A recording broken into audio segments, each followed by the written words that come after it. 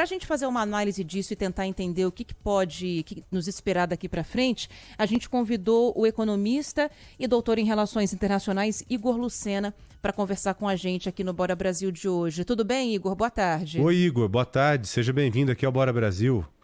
Olá, Joel. Boa tarde a todos. É um prazer estar aqui com vocês. Ô Igor, o prazer é todo nosso. Eu até conversava com a Ana Paula Rodrigues aqui, fora do ar, o seguinte, que no início da guerra, a gente sofreu aquele dano econômico todo, né? Independente de a guerra ser lá na Ucrânia, independente de estar localizada naquele ponto, naquela parte do mundo, o mundo foi afetado e de imediato. E nós ouvimos várias vezes alguns especialistas dizerem o seguinte, que era questão de reorganização, que o tempo passaria e que as economias locais iriam se adaptar àquelas mudanças que nos atingiram de uma forma muito pesada no início, mas que não teriam um efeito muito grande por muito tempo. Dá para confirmar isso ou não? Dá para dizer que o mundo se acostumou, economicamente falando, a lidar com essa guerra ou não, Igor? Bom, Joel, na verdade, esses prognósticos, na prática, eles se concretizaram, né? A gente viu que nos últimos meses a gente teve uma queda grande do preço do gás. O gás hoje, medido em BTUs, já está do mesmo preço do nível pré-guerra. A gente assistiu inicialmente um aumento grande do barril do preço do petróleo. Entretanto, os Estados Unidos usaram reservas internacionais, outros players também aumentaram sua produção e o barril conseguiu ter uma queda nos últimos meses. A gente assistiu isso, uma queda no nível da gasolina, mesmo tirando o ponto da queda dos impostos no Brasil. Quando a gente fala também de trigo, lembrando que a Ucrânia e a Rússia são produtores de 20% do trigo mundial, a gente assistiu também a um acordo internacional para a liberalização do fluxo de trigo. Então, quando a gente fala de algumas consequências a nível de preços, ou que a gente chama no economês de choques externos, de fato, ocorreram uma realocação. Alô? Estamos te Tá ouvindo, tranquilo. Igor. Deu uma variadinha, mas o sinal tá firme agora, Igor. Voltou. Pronto, entrou algo. Ih, rapaz, mas acho que talvez a gente tenha que refazer o contato, viu? Vamos fazer. O Igor estava entrando exatamente no ponto da pergunta que a gente fez. Os efeitos que o mundo teve nesse tempo todo, principalmente no início, e se houve uma adaptação ou não.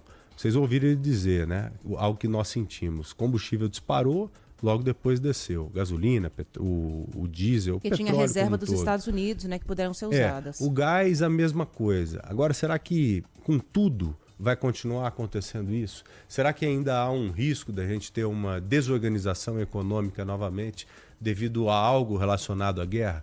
A gente espera que não, né? A gente espera que essas grandes potências, inclusive os Estados Unidos, que estão investindo demais na guerra, mandando muito dinheiro para a Ucrânia, mandando recursos, tenham condição de fazer com que boa parte da economia mundial fique preservada. Porque nós voltamos ao patamar praticamente pré-guerra, não só com combustível, com adubo, mas as questões como um todo. Agora, será que a gente tem condição de dar continuidade a isso? Será que essa guerra ela pode voltar a nos atingir? Há esse temor, né? Porque no início, a gente achou que ia degringolar de uma forma tal que nunca acabaria. Aquela inflação, aquela coisa louca que a gente estava sentindo no início, não se acabaria. A gente está tentando contato com o Igor, acho que conseguimos. Ele voltou com a gente já com um sinal mais estável. Pois não, Igor, pode continuar aí, meu amigo. Bom, Joel, o que eu estava falando é que, na prática, nós assistimos o que os economistas disseram, uma realocação dos preços internacionais. Porém, isso teve um custo. A gente assistiu a Alemanha, em 8 meses, fazer um gasoduto de recebimento de gás liquefeito de petróleo e transformar isso como um sistema de distribuição para a Europa inteira. Algo que no Brasil demoraria talvez uma década para ser feito, eles fizeram em 8 meses. Tudo isso, todos esses gastos extraordinários, esses aumentos de gastos de guerra, tudo isso está se refletindo também na inflação local.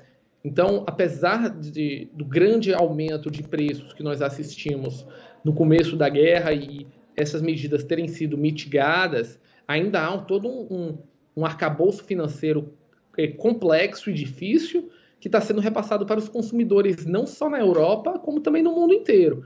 Hoje nós assistimos à falta de munições, e isso está criando uma pressão enorme no setor de aço, setor de cobre, setor de metal, pressionando uma capacidade cada vez maior de produção, não só na Europa, mas no planeta inteiro. Pois é, além disso, a gente tem algumas questões, né, Igor, que podem influenciar diretamente aqui o Brasil também, né? A gente tinha no começo da guerra uma questão aí envolvendo os fertilizantes, por exemplo, que a gente depende demais para a produção em larga escala, ou para qualquer produção, na verdade, né, Joel, aqui no Brasil. E a gente está passando por um momento, inclusive, em que a produção em algumas regiões do país já está sendo prejudicada por questões climáticas. Em relação a isso, a esses problemas que afetam diretamente aqui o Brasil, que na sua visão a gente pode ainda ter de impacto se essa guerra perdurar muito tempo? Até porque eu imagino que deve haver uma perspectiva de prejuízo, senão o Brasil não estaria se envolvendo com isso, né? O Brasil não está se envolvendo com essa questão porque quer fazer caridade, é porque tem alguma preocupação econômica também. Exatamente. E aí é um ponto interessante da gente trazer essa discussão. Para o ponto de vista do Itamaraty e dos interesses puramente brasileiros, essa visão de não alinhamento, ou seja, não enviar armas a pedido da Alemanha, não se envolver no conflito e principalmente de colocar uma posição de cessar fogo unilateralmente, bilateralmente dos dois lados, sem que haja nenhum tipo de concessão, ela pode parecer inicialmente uma visão pacifista, mas tem no seu plano de fundo a visão de interesses brasileiros. Nós temos na nossa capacidade agrícola, né, o Brasil consegue ter em alguns produtos até 4 colheitas durante um ano. Isso faz do nosso país o celeiro do mundo. Então, é nosso interesse de que diminua de uma maneira mais rápida possível a situação da guerra na Ucrânia. Por outro lado, isso é um pouco de encontro dos interesses europeus. Lembrando que a guerra, do ponto de vista físico, está longe da gente. A gente não acorda de manhã pensando quais serão os nossos parentes, irmãos, tios que estão indo para o campo de batalha. Isso não existe na nossa visão. Então, a visão do Itamaraty, do governo brasileiro, vamos tentar acabar a guerra o mais rápido possível para que isso não vire um problema na nossa cadeia de produção, não só de fertilizantes, mas também do mercado de trigo e outros gêneros alimentícios que possam impactar negativamente na inflação brasileira. E repito, isso é uma visão brasileira, dos interesses brasileiros, está extremamente correta. Agora, quando a gente fala no contexto internacional do ponto de vista de paz, a carta brasileira, a visão brasileira, ela se torna errática. Por quê?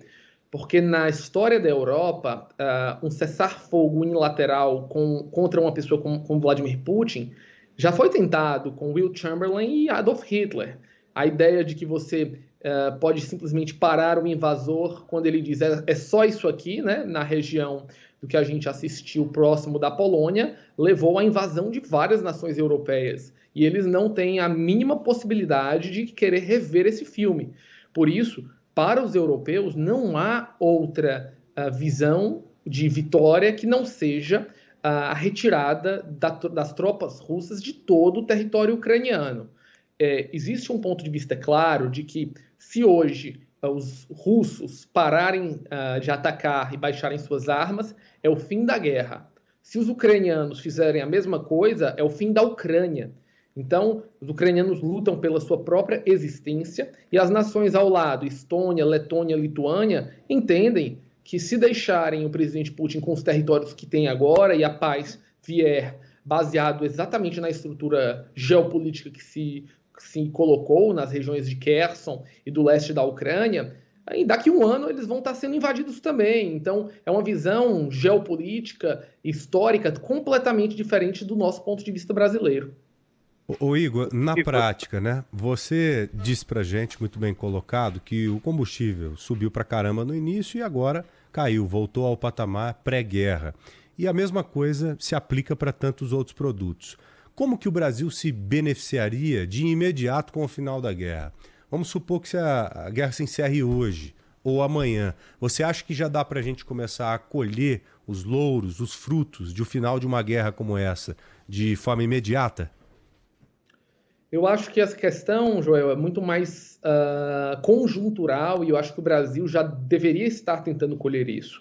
Não há dúvida de que a guerra na Ucrânia e conjuntamente com a pandemia gerou uma situação muito diferente para qualquer tipo de negócio. Nós assistimos hoje o que seria uma desmontagem das cadeias globais de valor e uma recriação das chamadas cadeias regionais de valor.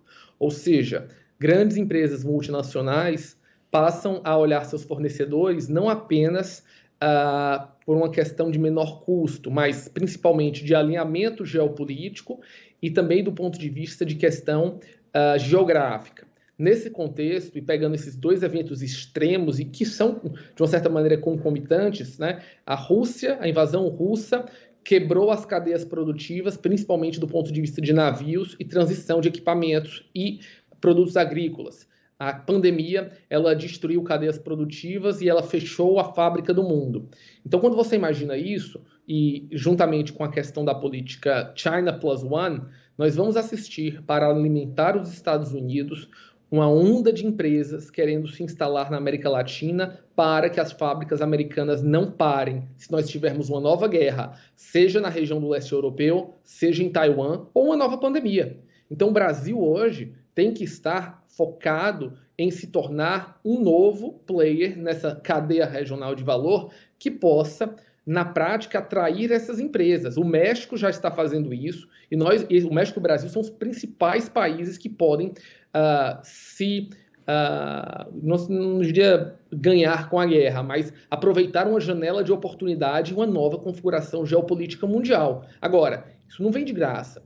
Essa nova configuração mundial precisa de uma reforma que a gente aprove, reforma tributária, administrativa, o acordo do Mercosul e União Europeia tem que sair do papel para a realidade. Então, tudo isso vai ser importante para que novos mercados consumidores sejam abrangidos pelas empresas brasileiras dentro de um novo cenário de configuração mundial e que isso está fora de preços internacionais. Do ponto de vista de preços internacionais de commodities, que é também um grande ponto do Brasil, a abertura da China e um fim de uma guerra hoje faria com que a gente esteja vendo uma volta do turismo internacional e também um aumento do índice de consumo e de reconstrução daquela região, principalmente da própria Ucrânia, que vai receber recursos internacionais. Então, na prática, teríamos também ganhos exteriores. Então, o mundo todo se altera uma nova configuração e o Brasil não pode ficar parado só olhando. É igual hoje o Brasil está pensando em produzir os seus próprios insumos, pelo menos os estratégicos, para você ter condição de produzir vacina e medicamentos lá à frente, sem precisar depender desses países, para não passar a mesma dificuldade que a gente passou agora na pandemia. Só que é um trabalho que vai demandar muito tempo, pelo menos uns 10 anos, para a gente ter condição de produzir e trazer gente com know-how e tal. Não é um processo fácil. Então, do jeito que nós estamos pensando em relação aos insumos, o mundo está pensando em relação a outros países também, para não ficar na mão da Rússia, não ficar nas mãos da China. Legal isso que o Igor colocou, como sempre, né? O Igor, como sempre, compartilhando com a gente a experiência dele de uma forma didática. Interessante saber que o Brasil pode se beneficiar mesmo terminando a guerra. A guerra acabou hoje. A gente vai se beneficiar imediatamente das questões envolvendo lá o mercado russo, com o mercado brasileiro, com o mercado europeu. Mas a gente pode ganhar mais ainda com isso que foi colocado. Interessante pra caramba. A depender de como o mundo vai enxergar ou está enxergando o Brasil nesse momento também. Verdade. Né? É isso. Ô Igor, muito obrigado, viu? Foi um prazer falar com você, meu amigo. Obrigada. Eu que agradeço, é um prazer estar com vocês aqui na Rádio Bandeirantes e sempre à disposição. O Igor Lucena é economista e doutor em relações internacionais, conversando com a gente aqui na Rádio Bandeirantes. Conversou com a gente várias vezes aqui ao longo desse conflito e hoje falando sobre o primeiro ano, a gente espera que o último, né? Quanto antes esse conflito se encerrar, melhor, de guerra entre Ucrânia e Rússia.